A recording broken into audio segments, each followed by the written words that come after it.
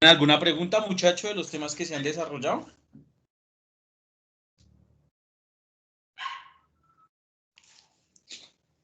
¿Ya anatomía acabaron clases?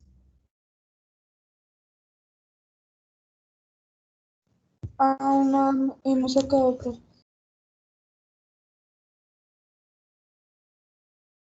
¿Y histología qué han visto?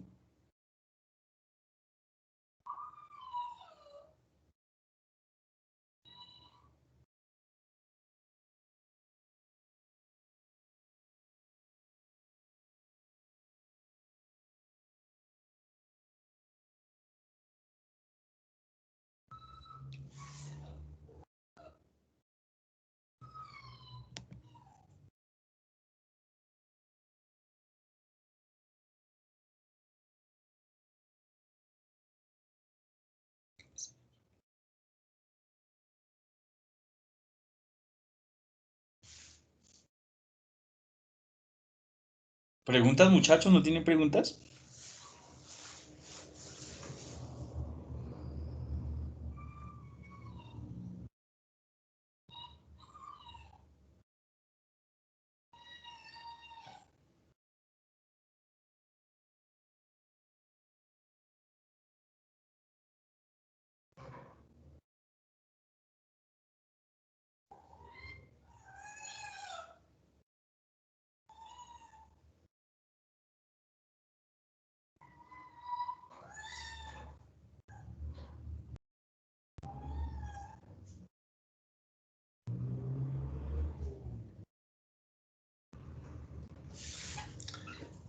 De hormonas tiroideas, ¿tienen preguntas? Ya vimos hormonas tiroideas, vimos todas las generalidades, ya vimos glucocorticoides también, ya vimos.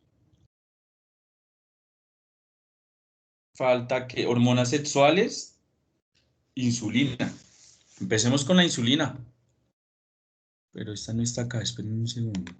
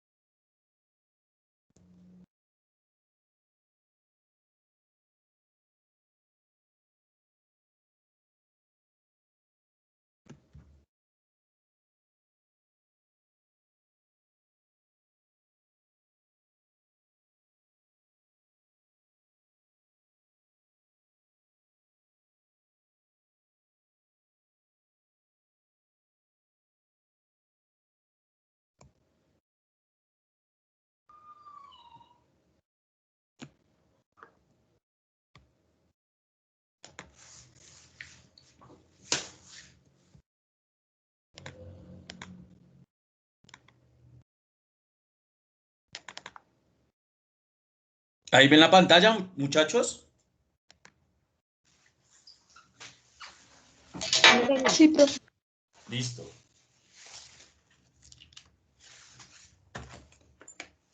Entonces, ¿qué vemos ahí? Yo ya les había mostrado este órgano por allá en gastro.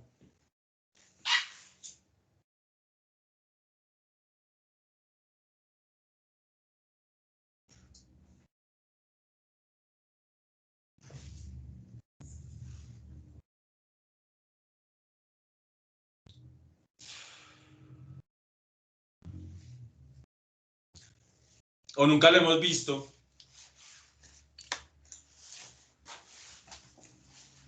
Muchachos, contesten. Se acabó el semestre y nunca me contestaron nada. Sí, profe, eso lo vimos. ¿Y qué es? El páncreas, profe. Ok, ¿y qué es el páncreas?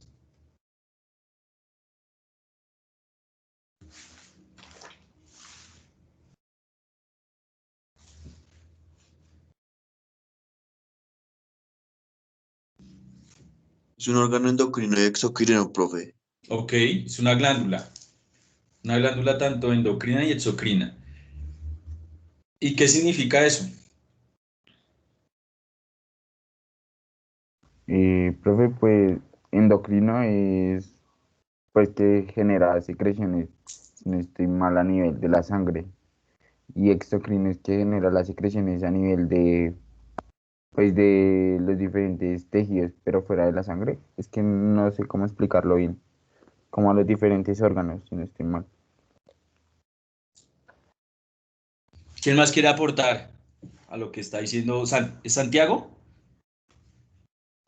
No, profe Andrés. Andrés, listo.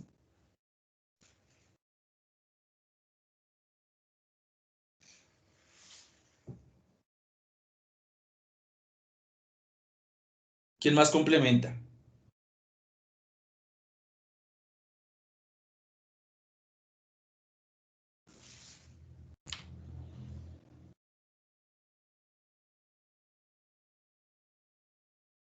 Bueno, entonces, complementando lo que dice el compañero, sí, es una glándula eh, que está también anexa al tracto digestivo, ¿sí? Recuerden que en su porción exocrina están las enzimas pancreáticas, está el bicarbonato. ¿Se acuerdan que se producían en los acinos pancreáticos, en los conductos del páncreas? Y finalmente pues iban a drenar eh, al intestino, al duodeno, ¿no? A la asa sigmoide y todo eso, a la papila duodenal menor en algunas especies, en el humano se fusiona con el colédoco. Y pues adicional a esa porción del tracto digestivo que está anexa al tracto digestivo, hay una porción endocrina y esa porción endocrina es la que va a ser encargada entonces de, mm, son unas hormonas, un grupo de hormonas que están involucradas en algún momento en la utilización de glucosa, vamos a ver que esas enzimas que se generan, esa insulina, no solamente tiene que ver con la producción de la glucosa, con la expresión del canal GLUT4, sino que adicional esa insulina tiene una vía de proliferación celular. Por eso es tan importante, porque para que se genere una proliferación, un crecimiento, la insulina es capaz de mantener ese ciclo celular. ¿Sí?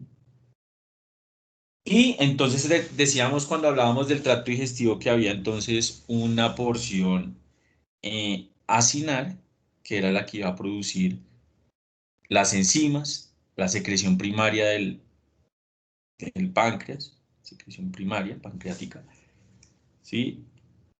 Y la porción endocrina la vamos a dividir en islotes, ¿sí es? Esos islotes pancreáticos eh, oscila entre las especies, más o menos en el humano es de 1 millón. En el perro y en el gato son más bajos, eh,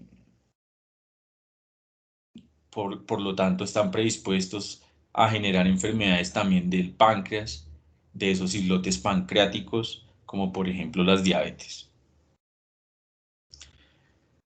Esos islotes, recordemos que eh, por cada islote hay alrededor de unas 50 a 200 células, ¿no?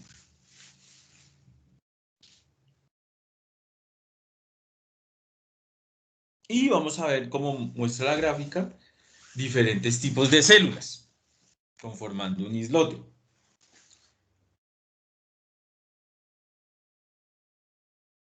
Entonces vamos a tener en los islotes a las células alfa, beta, las células F, las células delta,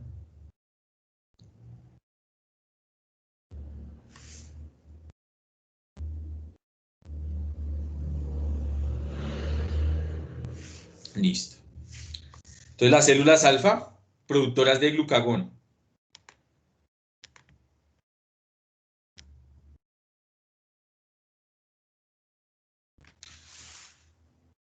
Ahora vamos a hablar del glucagón más adelante, pero es la célula hiperglicemiante. Las células delta, somatostatina, y las células beta pancreáticas producen la insulina.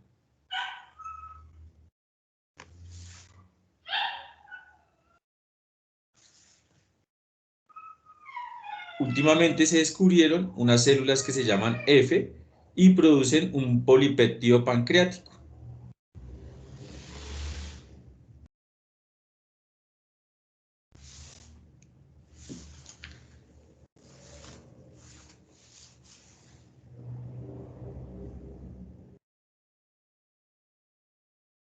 Hasta ahí preguntas, muchachos.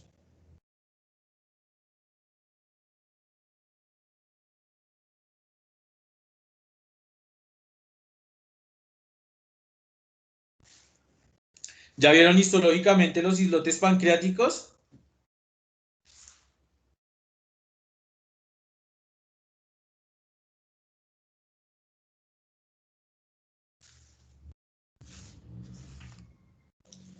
Muchachos.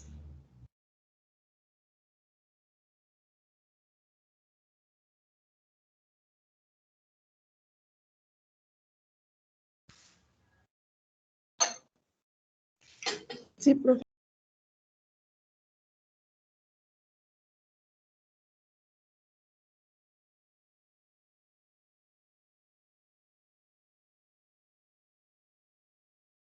Preguntas.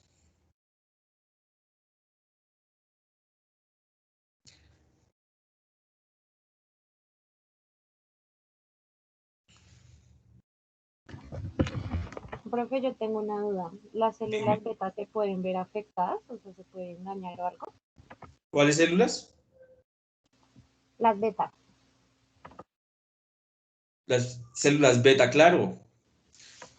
Digamos, ahí lo que ustedes tienen que tener en cuenta es que todas estas, mira que estas hormonas no van a tener prácticamente un eje. Mira, no hemos nombrado que el hipotálamo ni la hipófisis, o la hemos nombrado. No la hemos nombrado.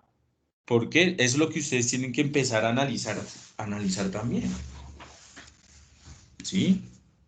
Entonces son unas hormonas bastante importantes y más aún cuando tienen que ver con los grados o los controles de las glicemias. Para ti, ¿qué es una glicemia normal? ¿O qué es la glicemia? ¿O la glucemia?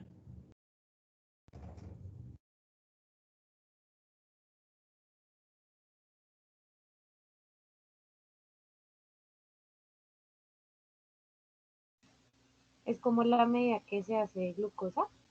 ¿De glucosa en qué?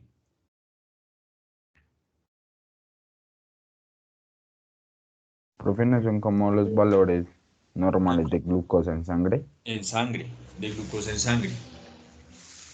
¿Sí? ¿Cuánto es un valor de glucosa en sangre normal?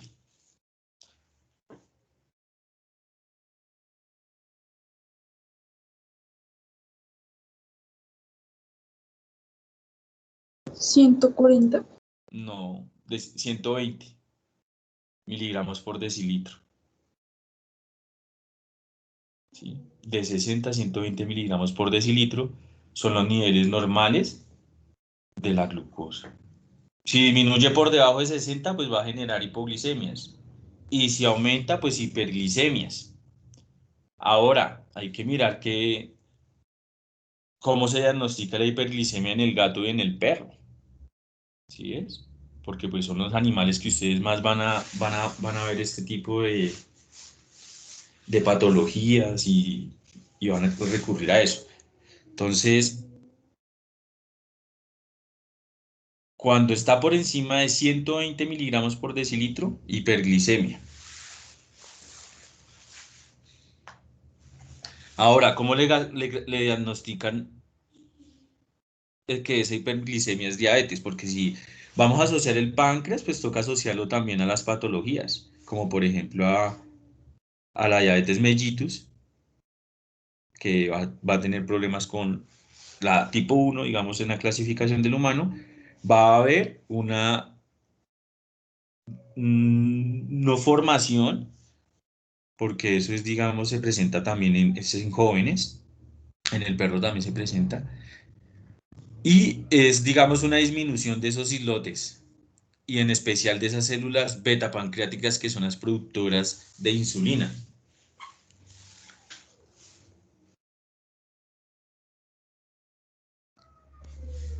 Sí, entonces hay un depósito amiloide que se va depositando y se van disminuyendo esas células beta pancreáticas.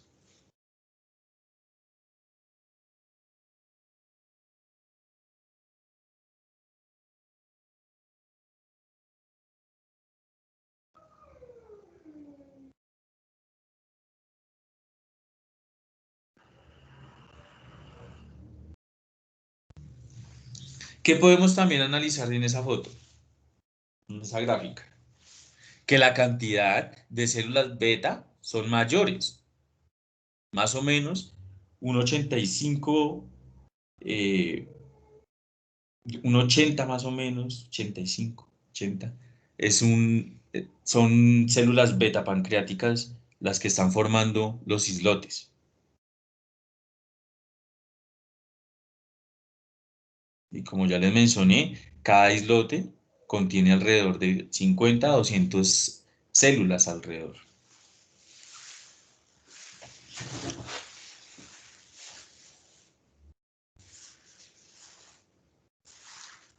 ¿Qué otra pregunta tienen, muchachos?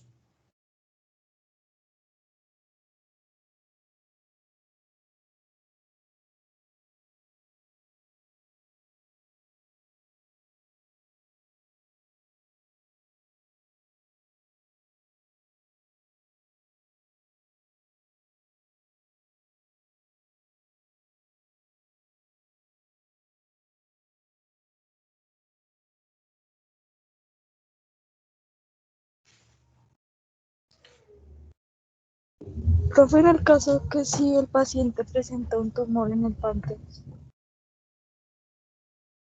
Si es un tumor, dependiendo de la célula que esté afectada, digamos, pues la causística es muy baja, es más baja. Lo más probable es que generen pancreatitis agudas. Pero si hay un tumor, es dependiendo del tipo de célula involucrado. Si es una célula beta pancreática, pues va a aumentar la producción, eh, puede verse alterada la producción de insulina. ¿Sí? No lo sabemos, porque si es un tumor que lo que va a hacer es que va a cambiar el tejido por otro tejido que no va a ser funcional, entonces va a generar diabetes. ¿Sí? Pero si es un tumor que va a producir insulina, entonces va a generar hipoglicemias.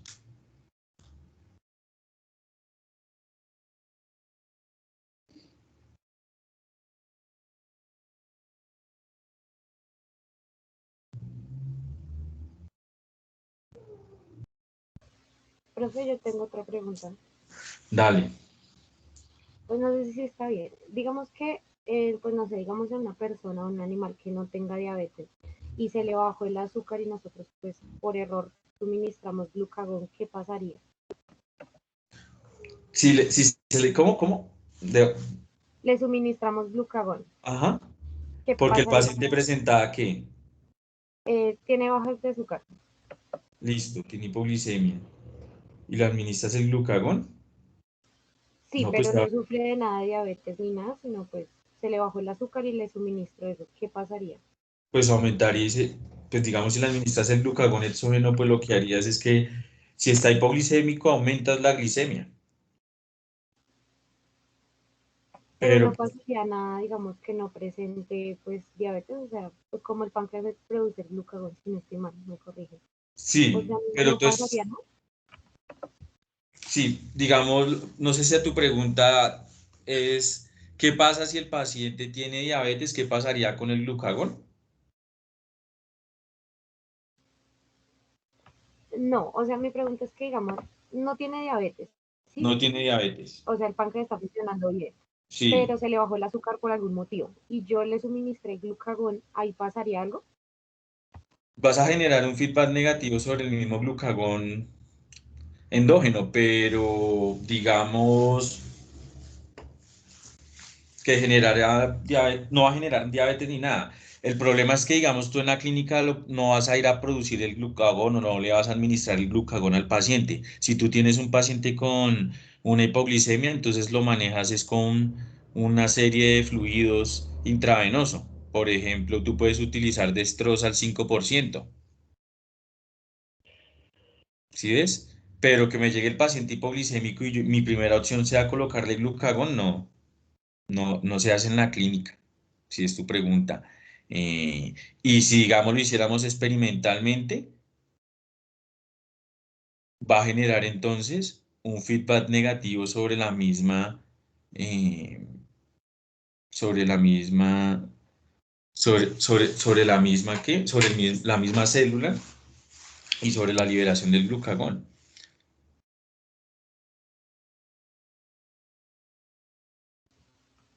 Ah, ok, profe, vale. Muchas gracias. ¿Sí? Pero en la clínica no se hace, o sea, si la pregunta es, no me llegó el paciente, yo le medí la glicemia y me sale bajo, que pues, le ponga glucagón, no maneja unos fluidos y le pone destroza, por ejemplo, al 5% y eso aumenta la glicemia. Ya hay unos fluidos especiales para subir las glicemias y ahí ya tendría que regularse, ¿sí es?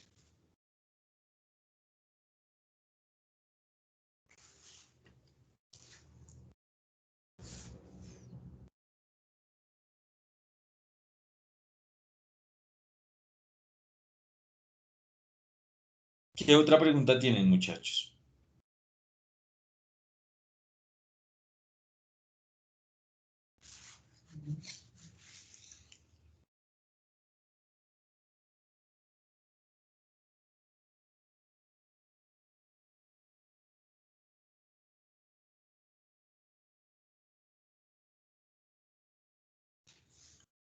Listo. Hablemos inicialmente, espérenme, de la insulina.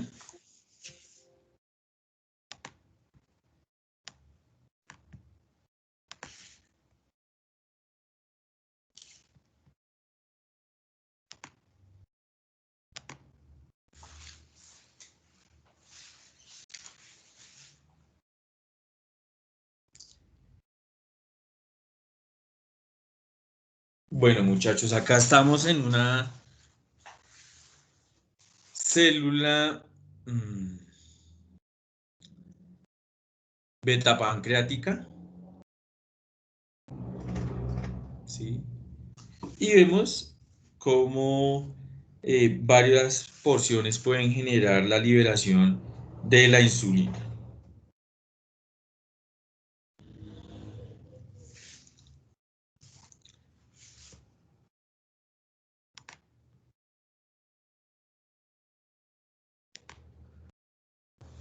Entonces,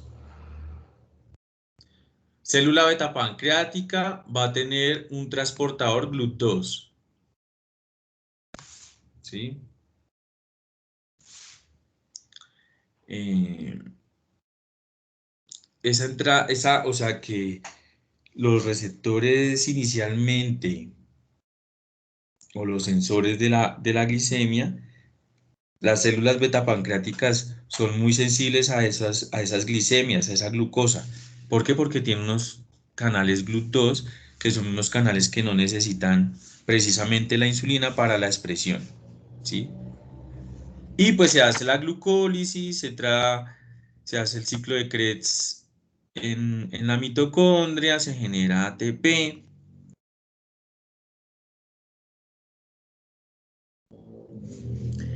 Ese ATP permite que se genere una despolarización, ¿sí?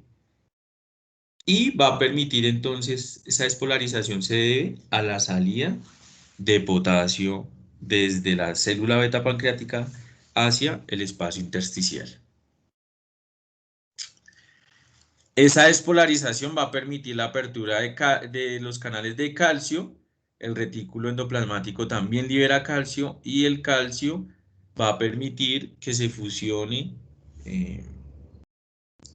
las vesículas que contienen los granos secretores con la membrana celular de la célula beta pancreática y se libere la insulina.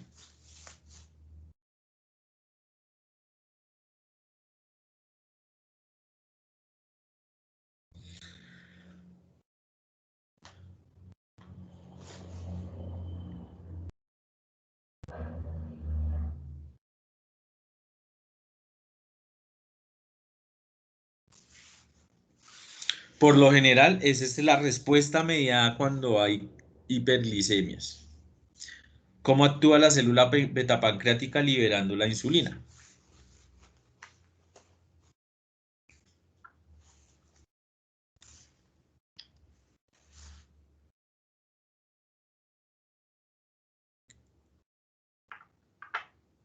Hasta hay preguntas, muchachos.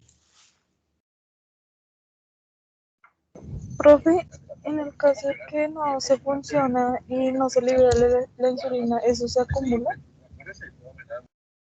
No. Digamos, si no se libera la insulina, no es que genere la diabetes. Lo que pasa es que la célula beta pancreática deja de ser funcional y es sustituida por un producto o por un amiloide que se deposita dentro de esa célula y disminuye su función. No es que se almacene, digamos, la insulina para siempre, no. El problema se debe a que hay una disminución de las células beta pancreáticas o si hay una resistencia periférica a la hormona. Por eso se clasifica la diabetes tipo 1 y la diabetes tipo 2. Una es insulino dependiente y la otra es insulino no dependiente. Pero no es que se almacenen en exceso esas vesículas con la insulina, no.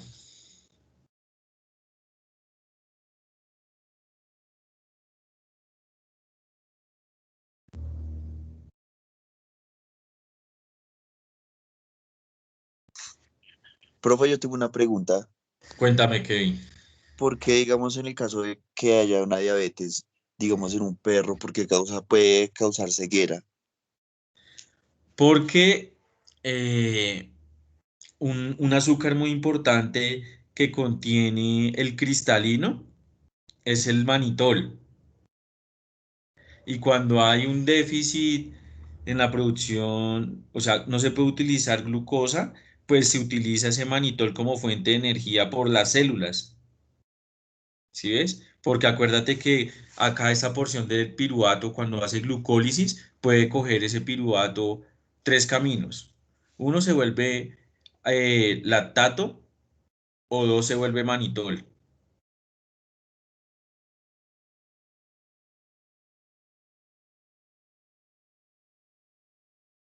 ¿Sí ves? Y entra la mitocondria. Entonces ese manitol también va a generar una fuente de energía y por eso el paciente va a generar cataratas. Lo que genera la ceguera en el paciente es la catarata, aunque en el humano hay una retinopatía diabética, ¿sí? Pero inicialmente en el perro es por la catarata, que es la opacidad del Listo, profe, cristalino, gracias. que es la opacidad del cristalino.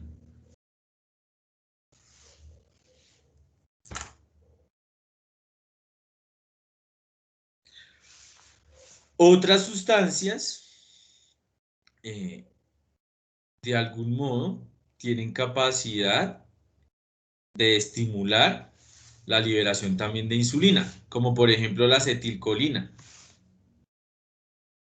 como por ejemplo la colecistoquinina. ¿Sí se acuerdan de la colecistoquinina?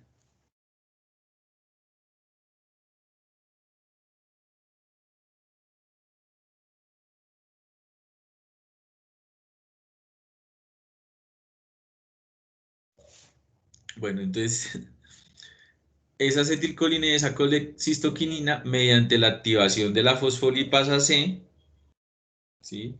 Va a permitir también la liberación del calcio, que finalmente pues va a generar la fusión o la secreción de la insulina.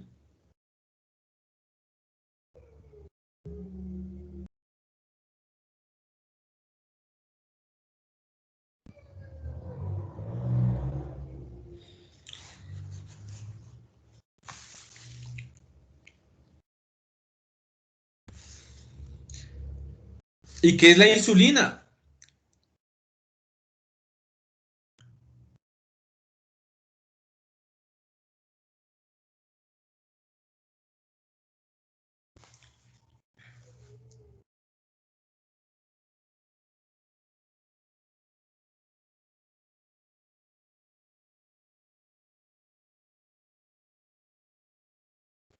Profe, pues la insulina no sería una hormona generada Exactamente. por el páncreas. Bueno, perfecto. Es una hormona de características peptídicas. O sea que si es peptídica, ¿dónde está el receptor?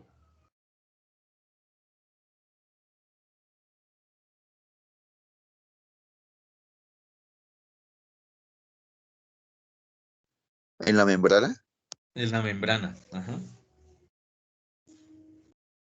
El receptor va a estar en la membrana. Bueno, ya ahorita vamos a hablar del receptor un poco.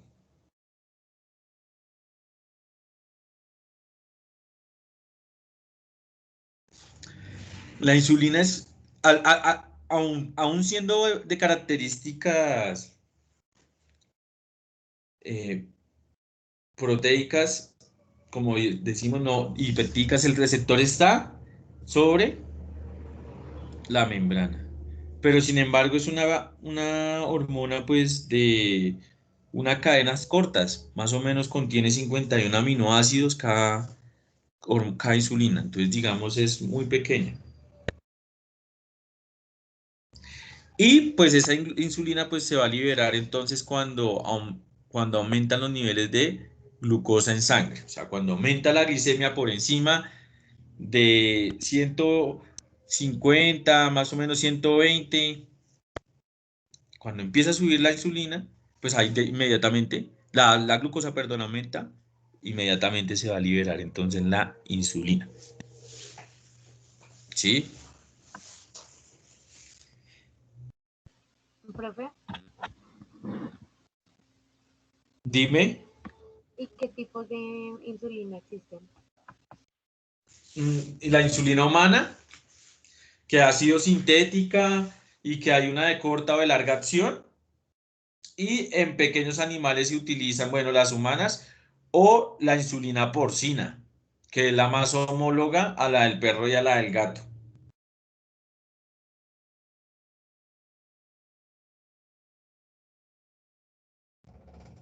Pero ahorita han sacado muchas insulinas y ya la característica, acuérdate que la característica de una hormona es que también se puede sintetizar farmacológicamente.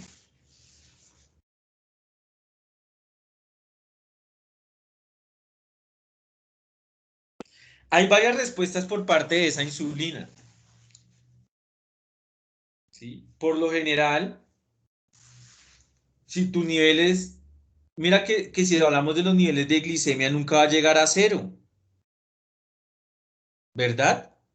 Antes vamos a tener unos límites porque estamos hablando que un paciente normal es de 60 a 120.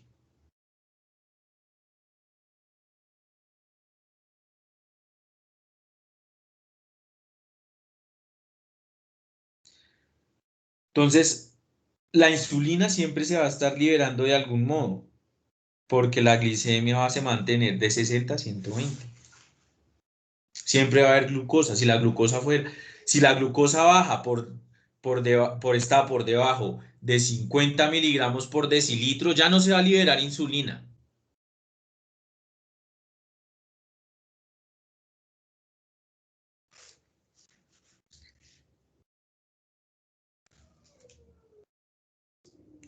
Pero imagínate cómo va a estar la respuesta de esos pacientes que tienen glicemias por encima de 150, por ejemplo, que ya son hiperglicemias, o un paciente que tenga una respuesta por encima de 300 miligramos por decilitro, en el cual ya supera el umbral renal y ya empieza a haber también un daño a nivel renal.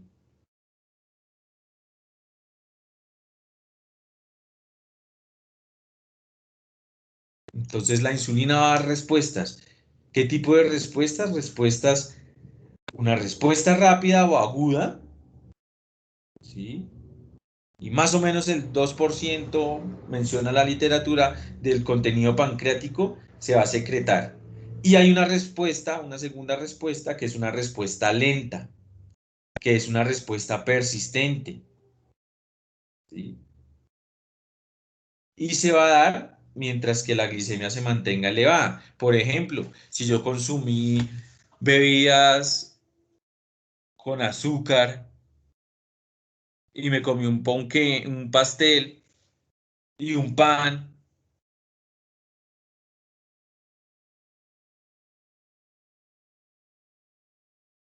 y subió la glicemia,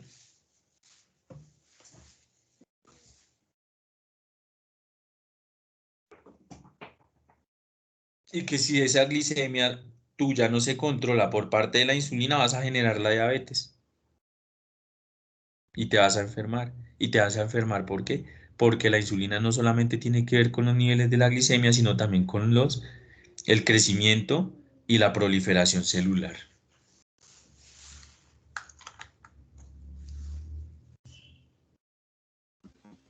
Profe, yo tengo Preguntas. una duda. Dime. Pues yo en lo personal no lo sé, no sé si el resto sí lo sepa. O sea, en los animales es igual como en los humanos, hay que inyectarlos a ciertas horas o por la ración que van a consumir o Sí, claro, sí. claro. Si tú tienes un perro diabético, tienes que administrarle la insulina.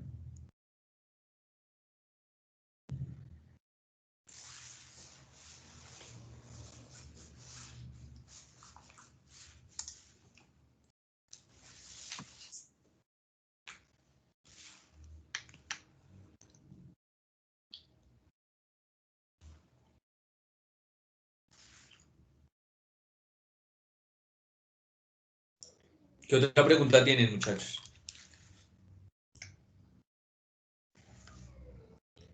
Profe, en el caso, por ejemplo, mi perrito, es que él se rasca mucho las patas y pues ya intentamos de todo, que cremas y todo. Eso no es por lo del azúcar, porque es que ya le cambiamos diferentes alimentos. Ahí toca mirar qué tipo de hepatitis tiene. Puede ser una dermatitis sacral por ramido, una generada también por hongos. Hay que descartar el hipotiroidismo. ¿Qué edad tiene? 3 años. Muy joven para eso. Entonces, hay que mirar. ¿Se rasca? Eso es lo primero que ustedes tienen que saber. ¿Se rasca o se molesta? Se molesta, sino que él se arranca la piel, son los pelos y la piel. ¿Y también es arriba sobre la espalda? Sí, señor. Ah, entonces tiene una dermatitis alérgica a la picadura de la pulga.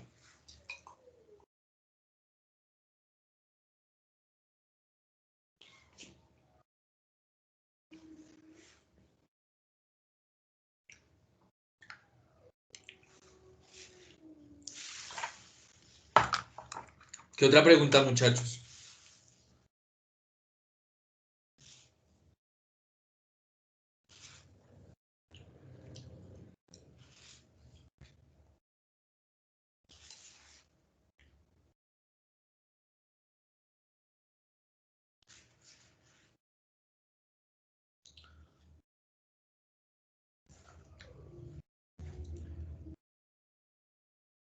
Listo. En cuanto al tipo del receptor para la insulina, va a ser un receptor tirosinquinasa. Y ese receptor tirosinquinasa tiene un dominio, eh, un dominio de que se puede fosforilar. ¿Sí? Entonces, digamos, ese dominio es intracelular y necesita esa desfosforilación para que se empiecen a generar dominios para diferentes sustancias que vamos a ver más adelante. Entonces tenemos el receptor tirosinquinasa, ¿sí? Tenemos una subunidad alfa y una subunidad beta. La subunidad alfa está a nivel extracelular y es la que va a tener contacto con la hormona. ¿Qué pasa con ese receptor? Que cuando llega la hormona se dimeriza, porque en realidad el receptor está suelto. Y apenas llega la hormona, es como una llave y se va a dimerizar, o sea que se vuelven dos para que se abra la llave. ¿Por qué? Porque es una hormona que va a tener sensibilidad, perdón, va a ser un receptor que va a ser sensible para cierta hormona, o sea que va a estimular solamente cierta, o sea, la va a activar cierta hormona. Si viene, digamos, otra hormona, no puede pegarse ahí porque es específico para la hormona, ¿sí? Ese receptor. Es un receptor típico para la hormona insulina.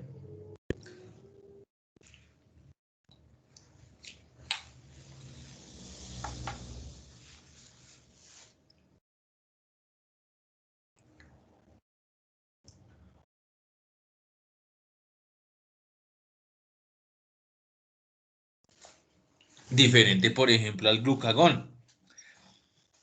El glucagón, acuérdense que actúa a nivel de los receptores acoplados a proteína G que estimulan la adelinato ciclasa.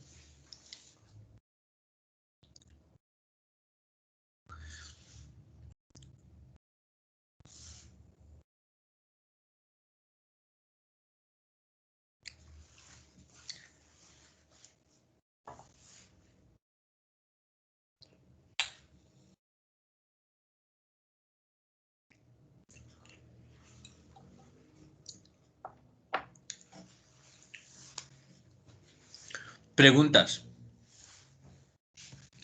La subunidad beta, que está su porción intracelular o citoplasmática, es la que se va a fosforilar. O sea, la hormona cuando llega, entonces se genera que se dimerice y que se autofosforile. Por eso va a tener dos vías. Una vía va a coger por este lado o van a estimular esa señalización hormonal y otra por otra ruta. Por eso se dimeriza.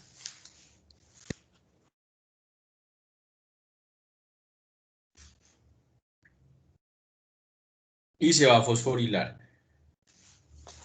Hay un receptor, hay una hormona que también puede estimular este tipo de receptores. ¿Cuál hormona es que yo les he mencionado? Y que genera resistencia a la insulina entonces.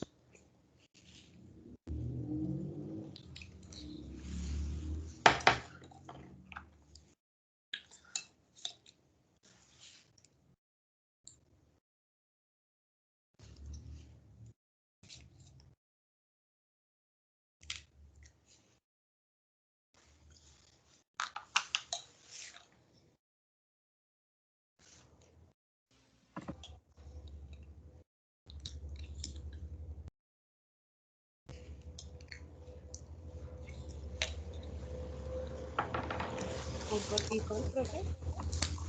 Bueno, el cortisol de algún modo. Pero el cortisol no actúa a nivel de ese tipo de receptores. Yo ya les enseñé cómo actúan los corticoides. ¿Cómo?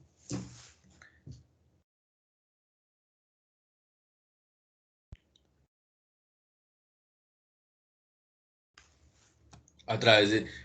Acuérdense que entraban hasta el citoplasma y actuaban a través de las proteínas de choque térmico que lo traslocaban al núcleo. Entonces no. De esa forma el corticoide no genera resistencia a la insulina. El que es muy homólogo, entonces va a ser el IGF-1, que es la hormona similar, la hormona de crecimiento similar a la insulina, se llama así en español.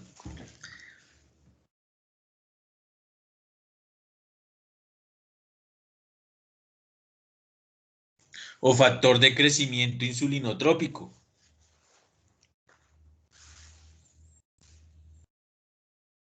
que es el derivado de la hormona de crecimiento.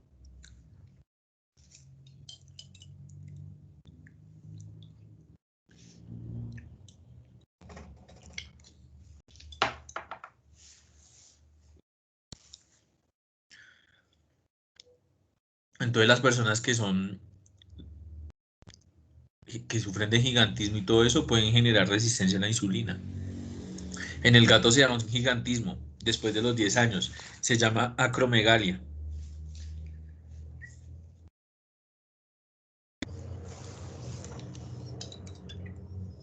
Y Profe, genera ¿es resistencia a la insulina. acromegalia? ¿Cómo? Dime. ¿Es acromegalia? Acromegalia. Y genera resistencia a la insulina. Se da en el gato después de los 10 años. Es un gigantismo. Listo. Ya sabiendo eso, entonces vamos a mirar cuál es la vía.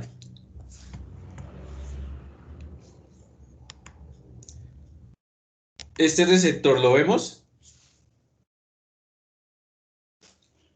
Ahora lo vamos a ver acá.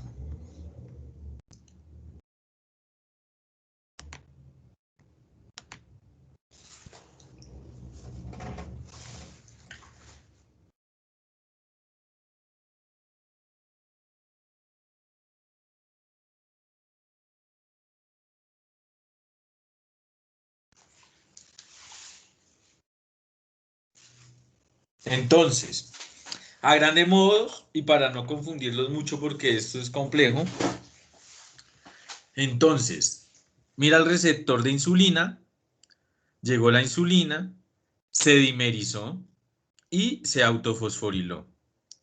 Cuando se fosforila, permite la apertura de diferentes dominios a los cuales se van a adherir ciertas sustancias, como el IRS, que es el sustrato del receptor de insulina. En realidad, ¿qué es lo que quiere hacer esta vía? Aumentar la cantidad de dominios para que lleguen proteínas y se puedan unir. Porque lo que se va a generar acá es una liberación, una activación de ciertas sustancias que finalmente van a llegar al núcleo. Veámoslo a grandes rasgos. Míralo acá. ¿Sí ves?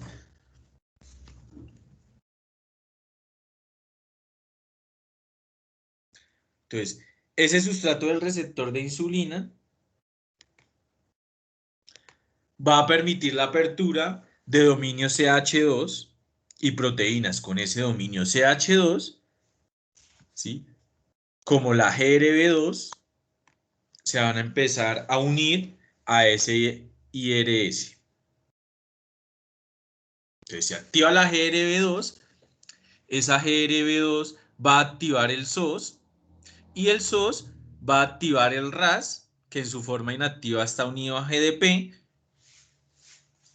Entonces al activar ese SOS, el RAS pierde la actividad con el GDP y se une al GTP, y esa forma activa el RAF1, y el RAF1 va a ir a activar las proteínas de la MEC, ¿sí? Que estimula las MAT quinasas. Mira que otras vías de la MEC son las Janus quinasa. La Janus quinasa es el receptor que tiene la leptina.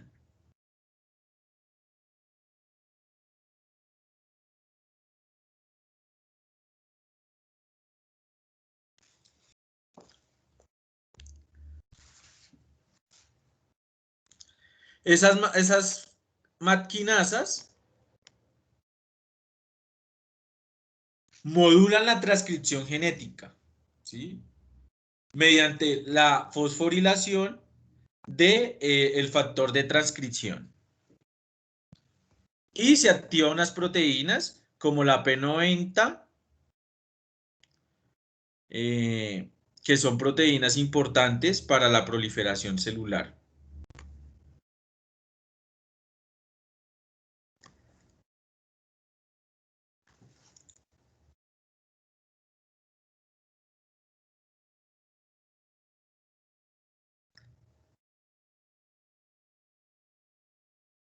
Hasta ahí preguntas.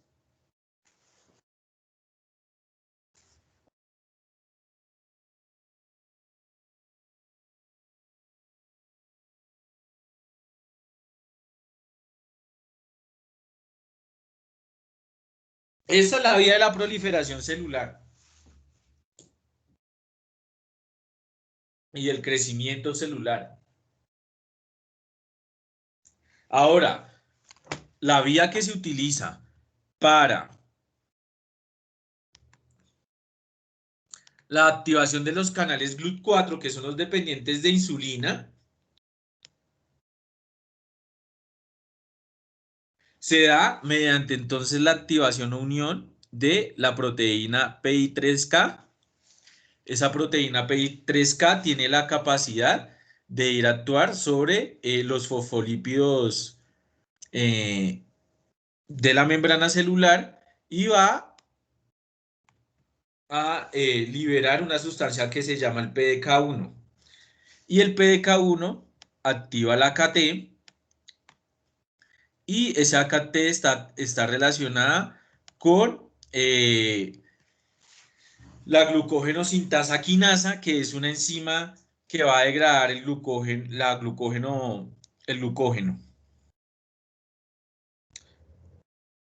la glucógeno sintasa. Y finalmente, pues va a permitir la apertura de los canales GLUT. Esa producción de la AKT es el que va a permitir la apertura de los canales GLUT4, y esto es cuando se da en el hígado para activar el glucógeno. Acuérdense que la insulina también aumenta la captación del hígado de la glucosa para generar el glucógeno hepático, y eso se da mediante la activación o inhibición de la glucógeno sintasa.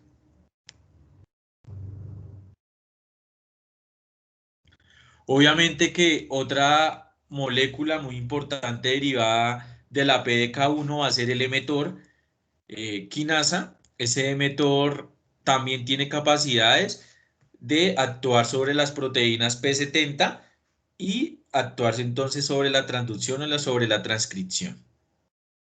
También es una vía de proliferación.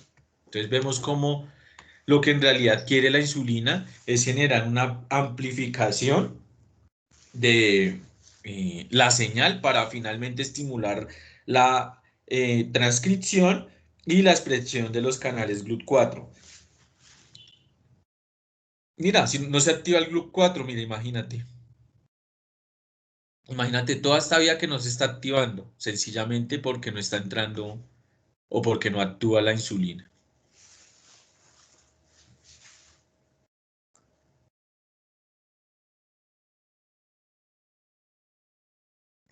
Y ahí están todas las funciones que va a participar la insulina. Entonces dice que aumenta la síntesis de glucógeno y la oxidación de glucosa, disminuye la gluconeogénesis,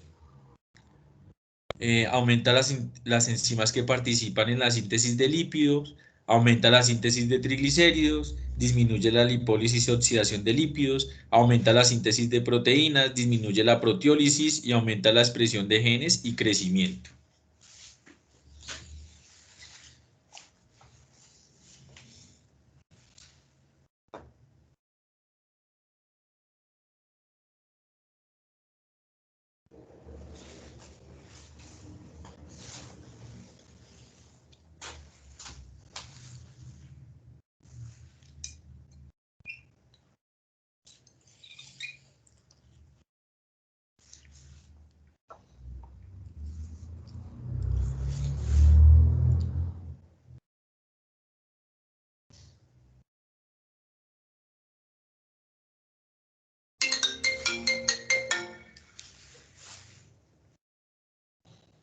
Preguntas.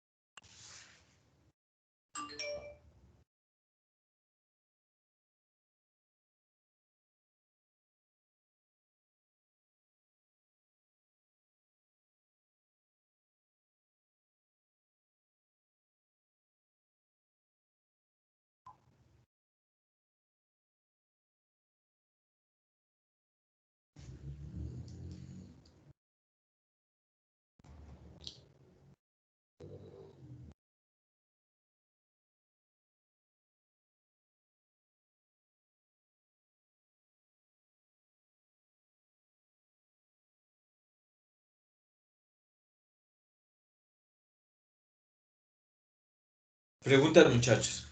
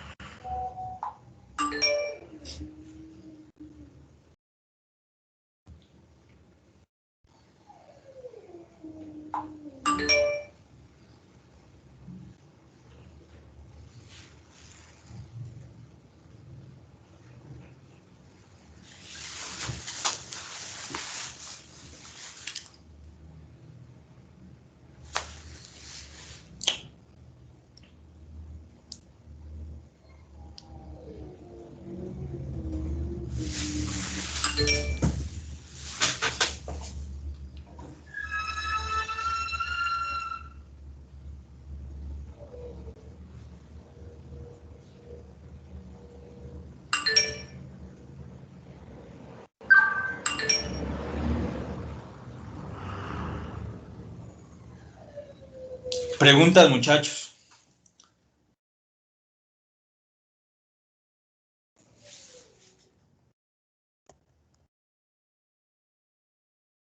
En cuanto a la regulación hormonal, perdón, de la glicemia y cómo ocurre mediante todas estas hormonas. Entonces, si hay niveles elevados de glicemia, entonces se va a liberar la insulina. ¿Qué tejidos son los más sensibles a la insulina? Pues el hígado, el músculo esquelético y el tejido adiposo.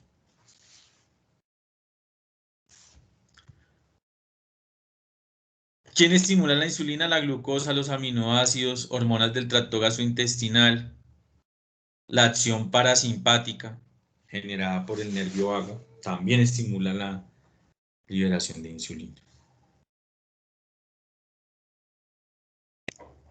Por otro lado, vamos a tener el glucagón. El glucagón también lo vemos involucrado en esa regulación de la glicemia. ¿Cuáles son las funciones del glucagón, muchachos? Entonces, ya nombrándolo.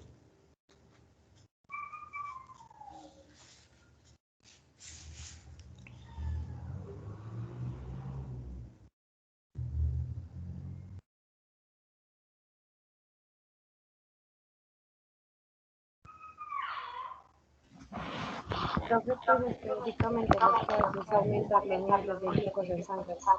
Entonces aumenta la glicemia. ¿Sí?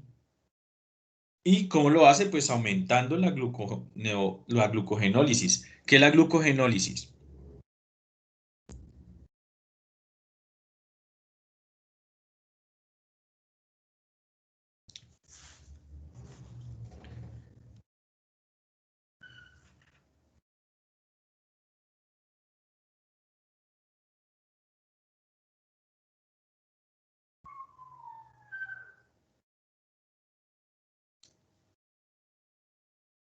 Profe, pues la glucogenólisis no es un proceso catabólico que pasa a glucosa, de la degradación del glucógeno. Del glucógeno, que vamos a tener glucógeno hepático y glucógeno a nivel muscular.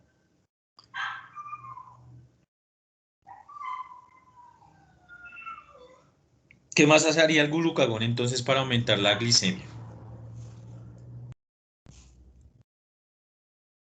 aumenta la lipólisis. ¿Qué es aumentar la lipólisis?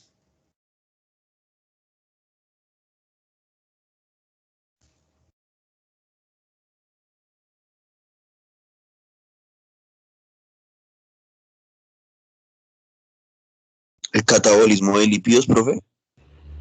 De lípidos. Ok. Entonces recuerden que los lípidos vamos a obtener entonces ácidos grasos, cuerpos cetónicos, ¿sí? Ácidos grasos volátiles, que finalmente pues los va a utilizar algunas células como vía alterna eh, a la glucólisis.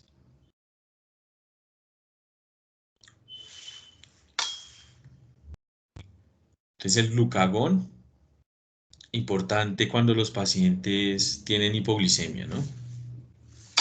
Y acá vemos pues que hay células eh, que de algún modo también se van a ver influenciadas por otra serie de hormonas eh, para el control de, pues, de esa glicemia. Por ejemplo, los glucocorticoides que también van a generar hiperglicemias, las catecolaminas también van a generar hiperglicemias, los estrógenos, los progestágenos, la PTH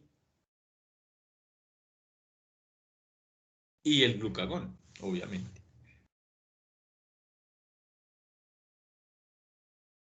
Entonces, de algún modo, estados patológicos, por ejemplo, un aumento en la producción de los glucocorticoides o digamos en la producción de catecolaminas, ¿sí? Van a generar resistencias o van a verse influenciadas sobre la vía de señalización de la insulina. Algunas generan la resistencia a esa hormona. Y falta acá de pronto la hormona de crecimiento, el IGF-1. También genera hiperglicemias.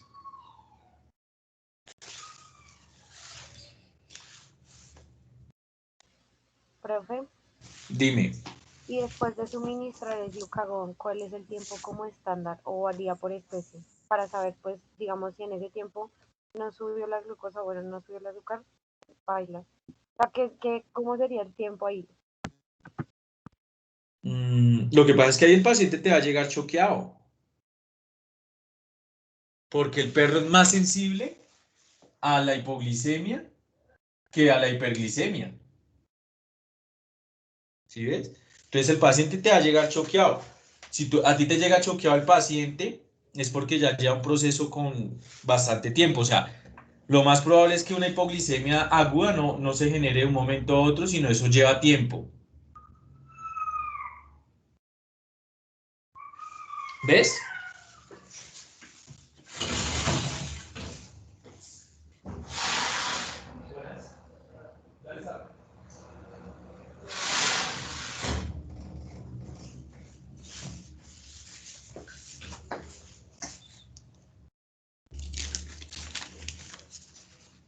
¿Qué otra pregunta tienen, muchachos?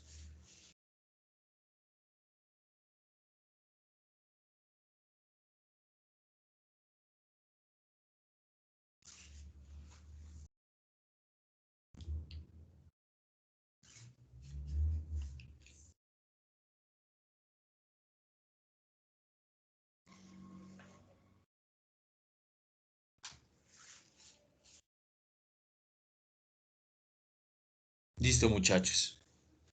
Si no hay pregunta, entonces voy a llamar a la doctora Angie para mirar qué pasó con lo de las prácticas. Y ahorita les comunico a ver si es el miércoles o cuándo es, ¿listo? Para estar pendiente. Vale, profe. ¿No hay preguntas?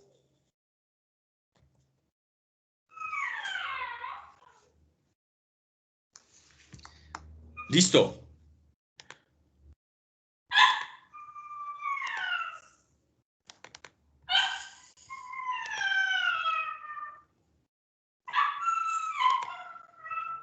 Dios los bendiga, muchachos. Feliz día. Yo creo que no hay nada más que hablar de la insulina. Prácticamente esa es una buena fisiología. Listo. Falta solamente hormonas sexuales y acabamos. Dios los bendiga. Gracias, profe, igualmente. Gracias, profe. Gracias, Chao. profe.